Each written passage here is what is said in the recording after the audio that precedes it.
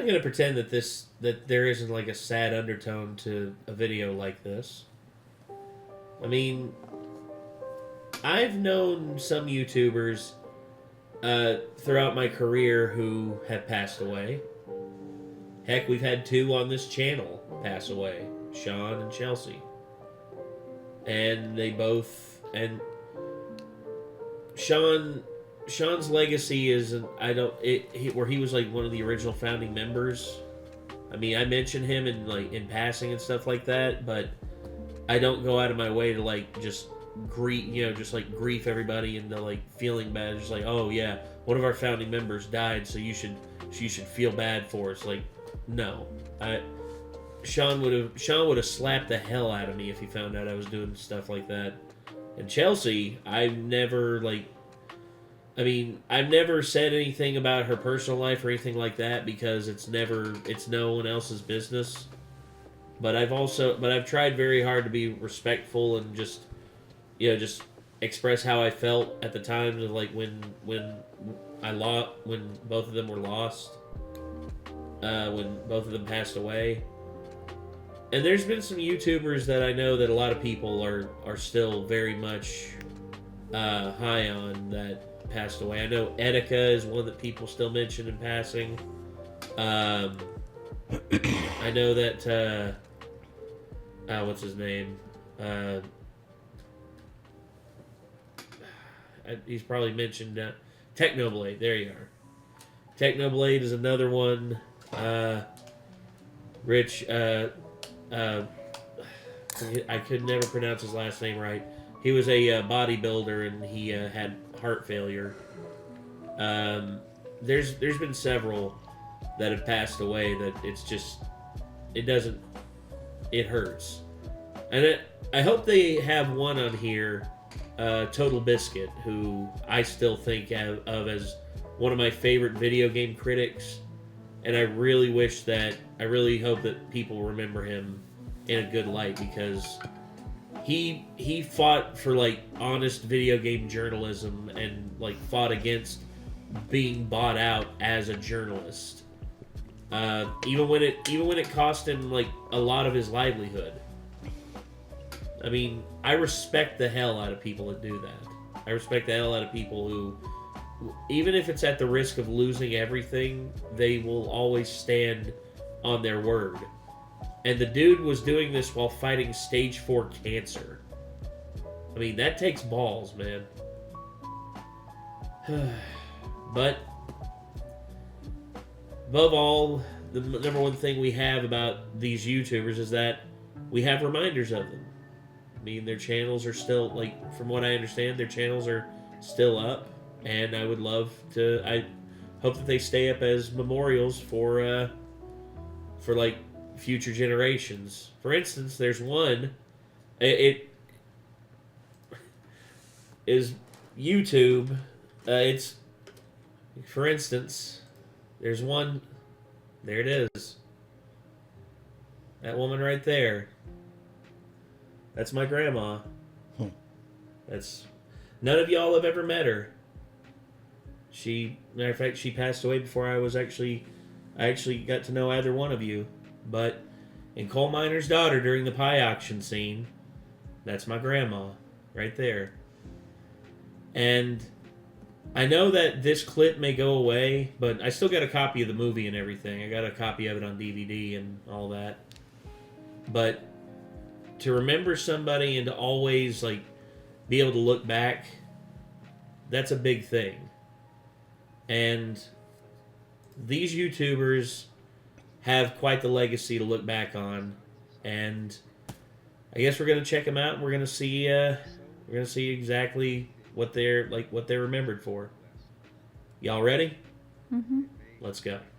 If Heaven was hosting a party for legends, then these 10 YouTubers would all be invited. Supplying the vodka would definitely be Apator, who sadly predicted his own death just days before it happened. His final video was titled I Am Not Dead, I Am 57 Today, and it followed the same premise as all his other content. Apator would film himself almost always drinking spirits before going out to play in extremely cold conditions. He'd mow his grass in the middle of a hailstorm, wash himself in bathtubs filled with ice and wriggle like a worm in the snow. But on the subject of his death, the most important series had the label On Thin Ice. As the title might suggest, Apator would ice skate on barely frozen lakes before always falling through to make it entertaining. The problem was, due to possible intoxication and having ice skates on his feet, Apator often struggled to escape the freezing water and had no one there to help if things didn't go to plan. I'm most time alone, 99%. On the topic of safety, Apator stated, many regard falling through the ice as life-threatening, but if you know what you're doing and have ice claws, then it's usually fine. He further added with a smile, I shouldn't be cocky, I could very well die out here someday. Apator's final video confirmed this hadn't happened yet, although just 7 days later his 25-year-long partner made a tragic Facebook post. Friday 26 November was a normal Friday. You went to a lake near Kongsberg and you were looking forward to ice skating. You were supposed to film yourself and use it in a video. You sent me a message when you arrived with pictures of yourself in the water. Good conditions, you wrote. But something went terribly wrong. You ended up in the ice water, and this time you did not get up again, as you have done so many times before. In the end, you were picked up by divers and sent by air ambulance to hospital. They did everything they could to bring you back to life, but you had been underwater for too long. Johannes and I were with you when the doctors at the hospital turned off all the machines that had kept your body going. Thank you for everything that you have been to Johannes and me. We have endless good memories and we miss you so indescribably. Apator will be remembered for living his life to the fullest, while Tommy 11 will be remembered for the records that he broke. You see, Tommy had gotten brain cancer at the age of only 12, but dreamed of becoming a famous YouTuber whilst he was still healthy. After 2 months of uploading, Tommy had gained a measly 10 subscribers. However, the Facebook page Velociraptor and its 16 million followers were about to change Tommy's life forever. They'd post a photo of Tommy's channel with the caption, "Let's fulfill a dream. His name is Tommy, unfortunately he has brain cancer, but he has the hope of being known as a YouTuber. It is our time to make a child happy. Shall we help him? Here's Tommy's channel." Only 3 hours and 40 minutes later, a comment showed Tommy had gained 800,000 subscribers, grabbing the attention of Dross Rotzank, Elrubius OMG, Oron Play and the Gref, who sent their combined 100 million subscribers to help with the young boy's dream. Within only 10 days, Tommy had gone from 476 subscribers to 7.2 million, which after growing to 10 million later that year, also meant he broke the following records: the most subscribers gained in an hour, the most subscribers gained in a day, the most subscribers gained in a week, the fastest channel to achieve 1 million subscribers, and the youngest creator to achieve both 1 and 10 million subscribers. Tommy was therefore also sent a diamond play button, although only his parents were there to see it come. Tommy had died just 2 months beforehand at the age of only 12. In the very same year, we lost Laoshu 55,000. Moses McCormick taught himself to speak over 50 languages fluently, then talked to random native speakers who were always extremely shocked.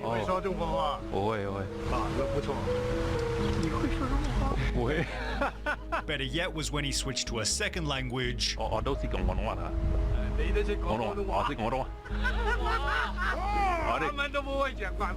when he spoke an unusual language that wasn't quite so common. You Germany? I'm Hungarian. I felt like I've seen this dude's clips before. Yeah, me too.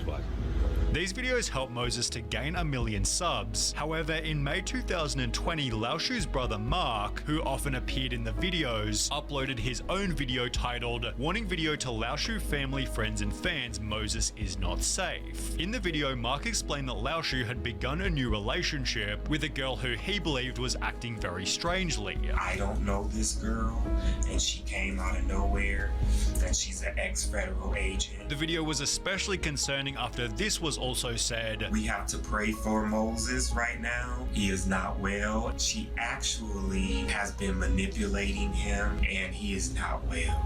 He's not well." And while this could have been dismissed as an overprotective brother, Laoshu died unexpectedly only 9 months later.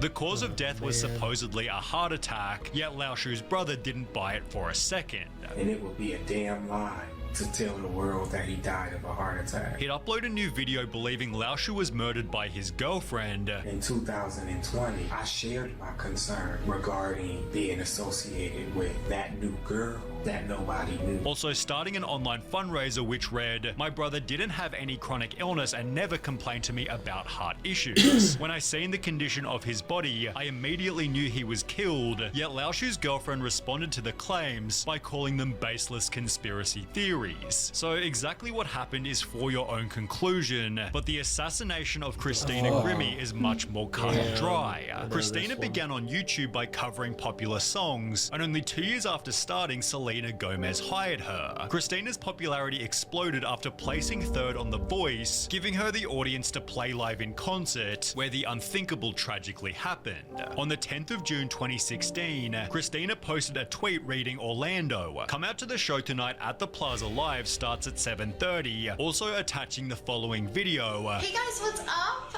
We're in Orlando today. Please come to the show if you live near Orlando, Florida." And as shown by the concert's footage, it went extremely normally. You guys are awesome! Oh my goodness! However, after the show concluded, Christina held a meet and greet where just minutes after taking these fan photos, Kevin James Lubel walked up and fatally shot Christina. She's since been remembered as a beautiful person and an amazing singer, a beautiful soul with an amazing voice, and an incredible talent that won't be forgotten, similar to Rich Piana, who also inspired millions. The bodybuilding YouTuber had been using PEDs since a very early age. I've been taking steroids since I was 18. I'm 43, so what is that, 25 years? Accepting the side effects by stating, "I am total 100% aware that damage is being done to my body in the choices I am making. I know for a fact that doing what I'm doing is going to cause damage, but I have made a choice and I'm willing to deal with that. I'm willing to roll the dice, and that's something you have to be willing to do." In 2014, at the age of 43, Rich Piana said this, I have to say, honestly, I've had no side effects. Although only 3 years after claiming that he'd had 0 side effects, the following video surfaced showing his poor state of health. Baby, this is not normal. I know. I've seen stuff like this before. I'm afraid. He's on the brink of passing out. Babe, what's up? Hey, babe, don't get upset, baby. Baby, everything's gonna be fine. Everything's fine. Whilst getting a haircut later that year, Rich Piana unexpectedly collapsed before falling into a coma and dying 2 weeks later. His autopsy showed his heart and liver weighed twice the average size, with the following comments summarizing his legacy perfectly. "I respected that guy. He at least didn't hide nothing about what he used. Showed folks how not to do it. R.I.P. Mr. Piana." Although sadly, Claire... Him passing out like that, that's signs of heart failure. Eddie Guerrero, famous wrestler, had that problem too. Like, he'd be in the middle of a conversation with someone that just pass out. And it's because your heart is slowing down, and it's because of like an issue with your heart. And Eddie never got it dealt with, and he died of a heart attack at 38. Wineland's state of health was a little less voluntary. In fact, Claire Wineland began on YouTube by talking about her health. I have something called cystic fibrosis, which is a genetic disease, meaning you're born with it. As you get older, it gets worse. I've nearly died 6 times. And despite being born with cystic fibrosis, it became substantially worse from the second she started uploading. Over the past 6 months or so, my health has declined dramatically. Just took a friggin' plummet. 2 months later, Claire explained that things had gotten worse again. You know, like, I couldn't work. I've never felt more embarrassed in my entire life. And while a viral GoFundMe had made a massive difference, we got to $200,000 with $10 donations. It's just mind-boggling to me. I don't even... This turned out to be her final video alive. Just 3 weeks after receiving her donations, Claire was given a lung transplant that caused her to suffer a stroke. She died in September 2018 at the age of 21. I'm hoping we get past 21. Like, I just wanna go clubbing once. At the same time, Etika was also trying to wear a smile. He'd built a cult fan base called the Joy-Con Boys. However, after 10 years of content creation, they began to notice that Etika Etika was acting a whole lot stranger. Senzu being Dragon Balls, all those things exist. Every dead person that died, they'll come back and they'll realize they're God. And they'll feel like they're Goku. As a result, Etika was placed in a mental hospital, and despite confirming his release by posting "I am free," he had more problems just around the corner. Police returned to Etika's house after some more concerning tweets, which he'd live streamed to the public for roughly 40 minutes. If you break into my apartment, you will be breaking the law, officer. Do not step foot into my apartment. You do not have permission. Now leave the premises before I call my lawyer and have him sue you. 2 months later, he'd post a new video titled "I'm sorry." I'm sorry I betrayed your trust. I'm sorry I pushed you all away. I'm sorry I made a clown of myself. After which his phone and bag were found abandoned on the ground. Police then found Etika's body roughly 5 days later, but at least Bernard Albertson's life had a much more wholesome ending. Bernard didn't begin on YouTube until the age of 72, but had lived such a jam-packed life his stories were instantly welcomed. On the 8th of November 2013, he'd post the incredibly viral An Old Man's Advice video, inspiring his audience with a couple words of wisdom. You can do anything that you want to do. Don't say the world is just against me. That's not true. Fun fact, no one searched for this, but we all needed it. He'd therefore post another installment with the opposite philosophy to most boomers. Young people, without you, this world is nothing. You are the backbone of this world. Before uploading a series of Bible teachings, one of which from April 2019 discussing Armageddon and the end times. Well, as the top comment read, "May you rest in peace," it turns out this video was the end for Bernard himself, who died in October 2019 just before his 81st birthday. The channel remains active with content posted by his son, while more tragically, Technoblade's channel is still active with content posted by his dad. Technoblade was gaining roughly 20 million views per video when after a 3-month break he'd make an unexpected announcement. So in the last 2 days of July, I noticed that my right arm was starting to hurt a decent amount. I headed over to the doctor to see what was wrong, and the reason my arm hurts is because I have cancer. Techno spent the video joking like it wasn't all that serious. Of all the phone calls I've made, nobody took the news worse than my health insurance provider. They've been inconsolable for weeks. They were like, "You got what?" Having full confidence that things would turn out fine. I just want to clarify that the doctors I have are like insanely good, bro. I'm gonna be getting some of the finest healthcare in the world, so don't worry about me too much. It had seemingly gotten more serious with the upload, "I almost became an amputee," yet Techno actually explained in the video that he was almost back to normal. I now have 99.9% less cancer than I used to, which is pretty great. World of difference between that at 100%, but so far everything is going according to plan. It seemed his condition was only getting better. So my arm, it's gotten a lot better. I can raise my elbow up to like my chin and my arm up to my forehead. However, only 3 months afterwards, it was confirmed by his dad that Technoblade had passed. Despite talking about the cancer in his arm, Techno didn't mention that it spread across his lungs, taking his life and devastating a fan base like the death of Joe Linnar. He was often referred to as the legendary Joe Aesthetics, initially going viral for a muscle movement known as Alien Gains. However, Joe explained that it came from rippling muscle disease, and it was actually difficult to live with. By the way, it hurts so much, bro. It hurts like crazy. Further adding on Bradley Martin's podcast, it affected his vital organs. But there's nothing bad to the disease, no? Let's be honest, the muscle is also, the heart is also a muscle. And that's my biggest concern always. Scary. What if I have such a bad cramp that my heart gets a cramp? I don't know. It's called a heart attack. The conversation then flowed toward bodybuilding deaths. The fitness industry in general, a lot of people are kind of, you know, going out. Yet neither Brad or Joe could have ever guessed that only 23 days later Joe would meet a similar fate. His girlfriend announced his death via Instagram, the cause of which being a brain aneurysm, remembering her partner with a pretty accurate description. An amazing and incredible person in this world. Yeah. Well, he didn't mention Total Biscuit. He didn't mention Monty. Yeah, he didn't mention Rich from the King of Random.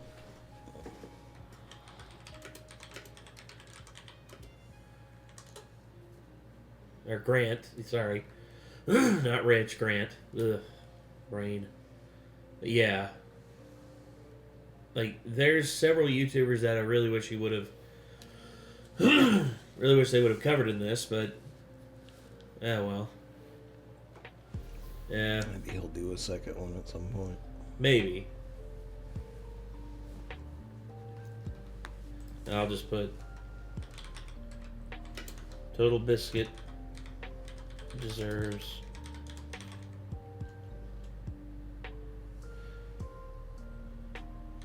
missed the R before. Oh, freak. There's an extra R after the E. Deserves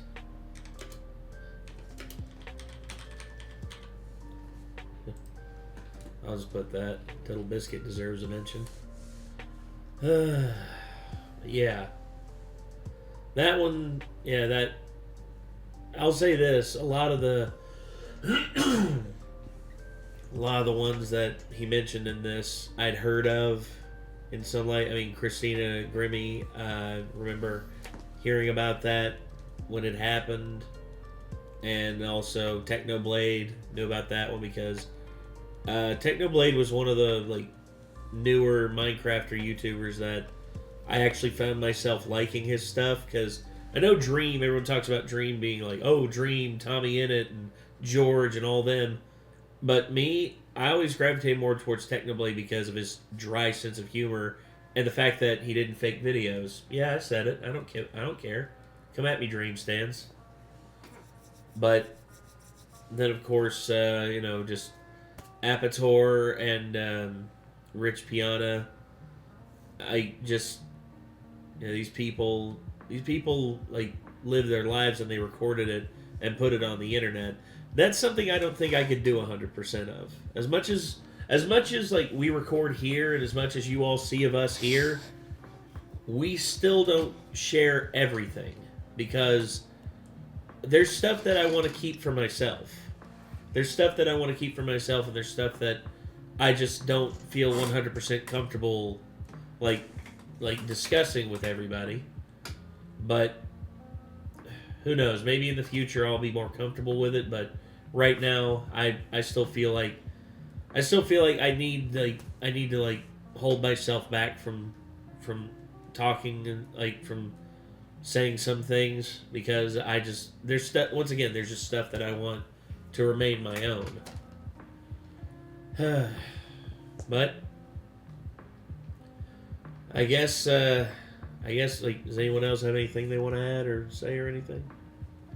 No. Okay, well, I think that'll do it. So everyone, take care of yourselves out there, and until next time, I'm Nate. I'm Kate. I'm Nick. Y'all be good people. Take care. Peace.